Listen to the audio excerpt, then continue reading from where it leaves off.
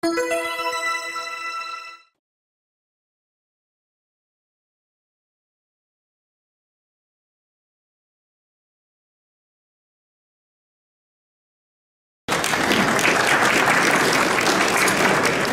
good afternoon, everyone. On behalf of myself and the Fraser Institute, welcome to Canada. I'd particularly like to welcome Vice President, whose name I'm going to unfortunately mangle, Mercedes Arauz. My Spanish was in high school. High school was a very long time ago. So, and I would have had a Mexican accent anyway since I grew up in Los Angeles. So, it's probably fortunate for everybody involved that I do not speak Spanish anymore. I'm here to speak to you today about our mining survey. We've performed this since 1997 annually, starting in Canada and then spreading internationally. We had enough responses to cover 83 jurisdictions in 2018. I'd like to let you know there's a postcard out there in the reception area. There should be a stack of these. And it's very important that you pick these up and distribute them to your senior executives in your mining companies so that they can know to complete the survey, be part of describing the experience of Peru and sharing that with the world. So before I start, a few things so you'll sort of know about us. The Fraser Institute, I'm not sure you're aware of, is Canada's #1 rated think tank. That means we're a non-profit organization that investigates government policy and communicates to Canadians about how those policies affect their standard of living, their access to education, healthcare, housing, and so forth. We do that through a series of communications, reports like this one, newspaper editorials, infographics increasingly, and social networking to get that message out. We're nonpartisan. We care very little about politics. We're really all about policy. And that's what I'll be speaking about more today than anything else, is policy and geological potential. So without further ado, this is me, Ken Green. My background is I'm a biologist with a specialty and PhD in environmental science and engineering. And I've been working on environmental policy and energy and natural resource policy for, I can't believe saying this, 25 years now at think tanks in the United States and Canada. So why do we do this? Well, first, the reason we do this first and foremost is because we recognize that mining is a critically important part of the world's economy, of development and remaining in development. The way I view the world, human beings are transformation agents. We dig things out of the ground, or we take them out of the ground, we combine them with energy, and that's everything we have. That makes everything we have.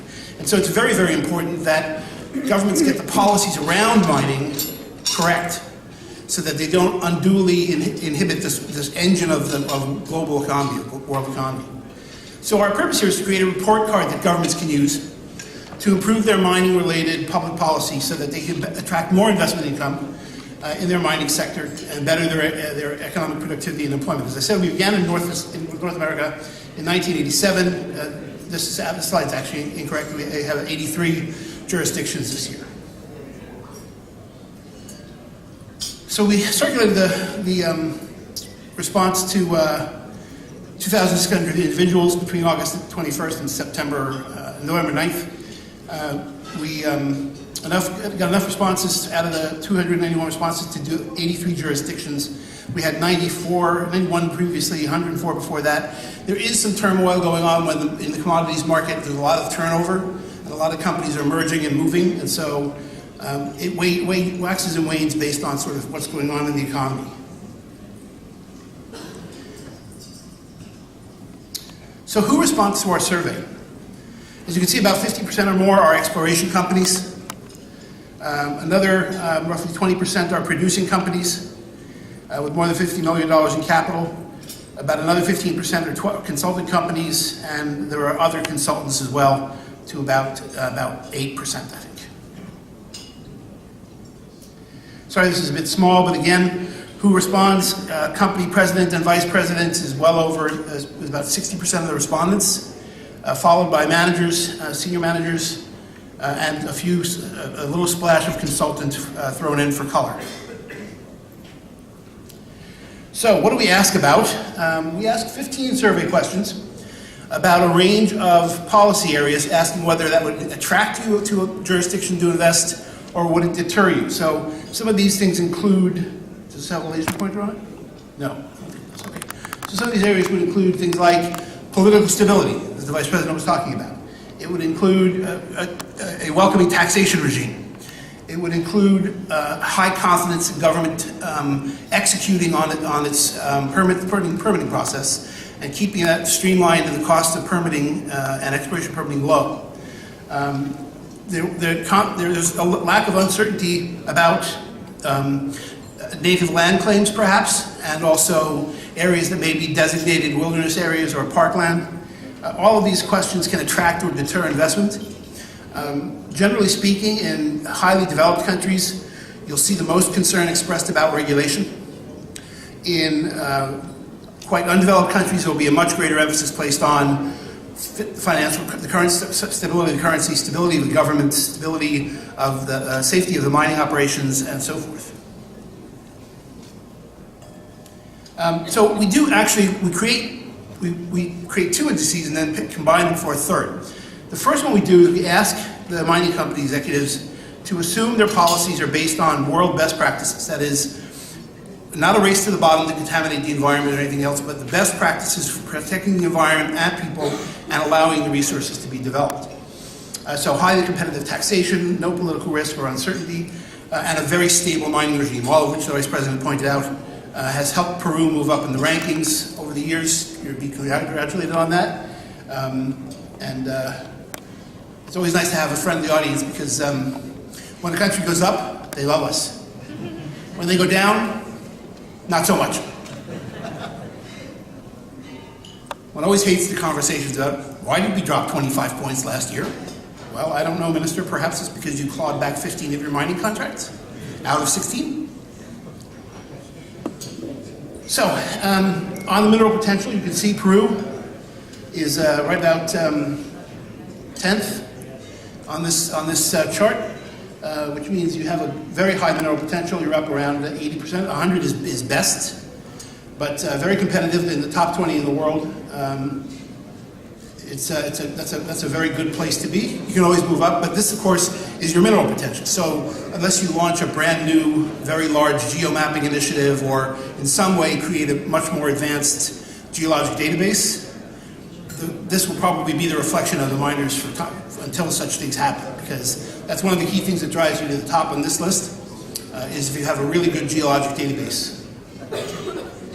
The next thing we compile is the Policy Perception Index. As I said, it measures 15 policy areas with 5 response categories, ranging from would attract investment, not a factor, would deter, would mildly deter, and would not invest here. Which we then take those 15 questions, we average them to come up with an average score. We standardize them using a normal standardization technique to stretch them out on a scale of 0 to 100, with 100 being best. And so, without further ado, the top policy perceptions, you can see Peru is there. Not in the top 20? No. Peru's not in the top 20 on policy perceptions.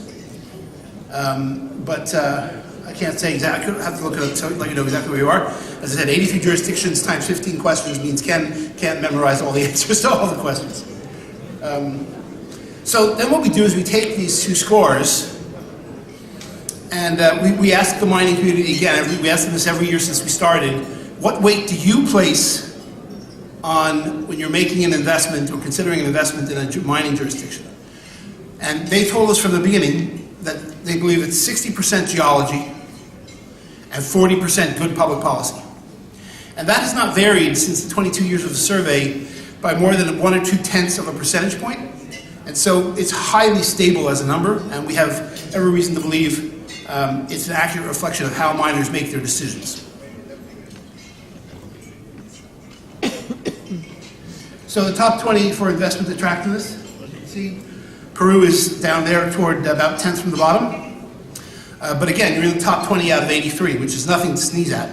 That's a respectable place in the rankings. These are global, so you're competing with several real powerhouses in mining: Australia, the U.S., Canada, and you're in good company on maintaining an attractive environment for investing. This is where you rank in compared to Latin American jurisdictions. You're number 2, just behind Chile, and ahead of Mexico. So again, a very, very good performance on investment attractiveness for Peru. As mentioned, you've shown a steady rise. This is 2014, you ranked 26th out of 122 jurisdictions.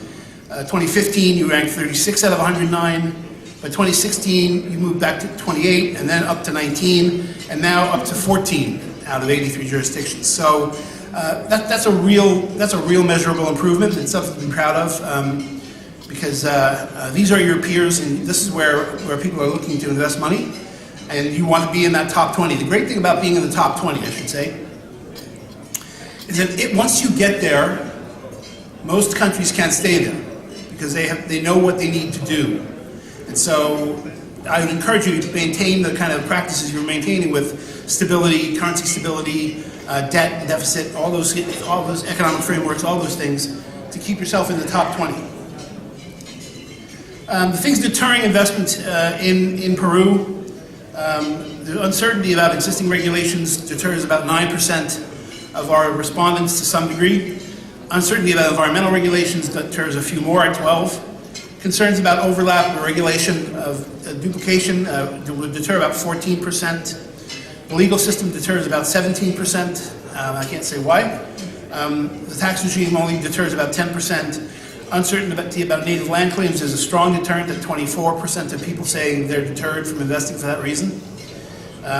Uncertainty concerning protected areas is also a bit high at 18%. Uncertainty over infrastructure is high. Uncertainty over social agreements, which ties in with the native land claim issue, is a bit elevated at 22. Trade barriers are very low at 6. Concern is very low. Political stability concern is not very high either, 14. Labor regulations are a source of concern for about 17% of the respondents this year. The geologic database is not as concerned to our respondents, only 5%. Security at 17% is a significant one.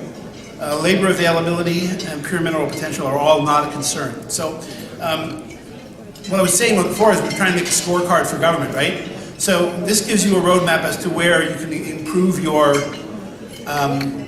attractiveness, right? So go to the high numbers of where you're deterring and find ways to streamline your regulatory system, find ways to make your legal system perhaps more accessible, deal with infrastructure, with Aboriginal areas and protected areas. Those are the high points where you can get a large return on your investment if you can drive some of these deterrence numbers down. By comparison, here's Canada.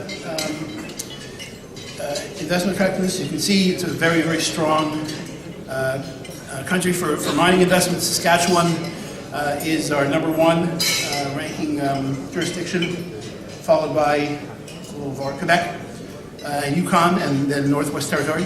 So we have quite a few of the world's leading mining companies in Canada and mines. This is where we rank compared sort of to the U.S., which again, high scores, 60s and 70s and 80s and above, where Nevada in the United States is the top mining jurisdiction, and Washington is one of the lowest. And here's Australia, another strong competitor for mining investment. Australia, Western Australia and Queensland and Northern Territories, they do well every single year, as does Canada and the U.S., and I'm hoping that we'll see Peru doing the same thing and moving up in its attractiveness. There is a small difference. We did a test case of who responds to things differently, so you may want to look up this chart in the survey when you get it online. But it tells you specifically who is being deterred by by what factors. So are these producers that feel deterred by certain things, or are they producers? And there can be some significant differences. Once you're up and operating, for example, you're not worried about getting permitted anymore. You've got an operating mine, so you're not really worried about being permitted anymore. But you may be worried about political stability and some of those other factors the same way as an explorer would, because you have more sunk cost. So there's going to be different levels of concern. And with that, I'd like to thank you. All of this research is available at no charge at Fraser Institute. If you would if you'd like to take the survey, or you're with a company, we don't allow governments to participate.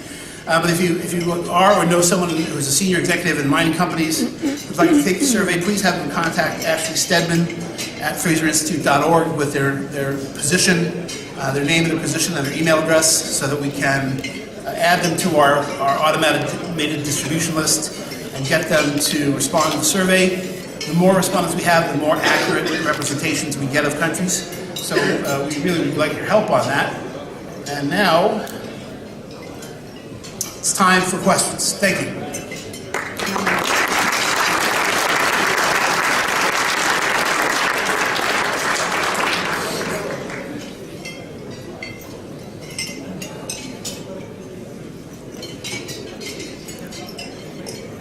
Okay. Do we have a microphone to bring you? Okay. So if you'd like to ask a question, you can either raise your hands or go to, there's a microphone, I guess, at the back of the room.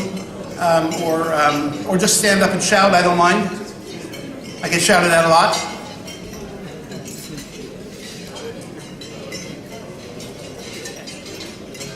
Well, then thank you very much. Enjoy your lunch.